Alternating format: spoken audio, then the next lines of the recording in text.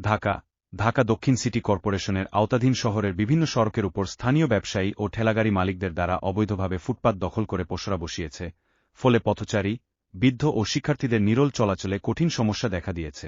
এলাকাবাসী অভিযোগ করছে, ফুটপাতগুলোতে গড়ে ওঠা দোকানপাট ও পণ্যের স্তূপে নর্দমা বন্ধ হয়ে হয়, বৃষ্টিতেও জলাবদ্ধতা ও ময়লা আবর্জনা বাড়ছে। স্থানীয়রা বলেন, বহুবার সিটি কর্পোরেশনের সংশ্লিষ্ট বিভাগে প্রতিবেদন দেওয়ার পরও তেমন কোনো নজরদারি বা উচ্ছেদ অভিযান দেখা যায়নি। ব্যবসায়ীরা বিকেলের পর থেকে রাত পর্যন্ত ফুটপাত ও রাস্তার ধারে পণ্য রেখে যান, যার ফলে জরুরি ওষুধবহুল যানবাহনও নির্দিষ্ট সময়ে চলতে পারছে না।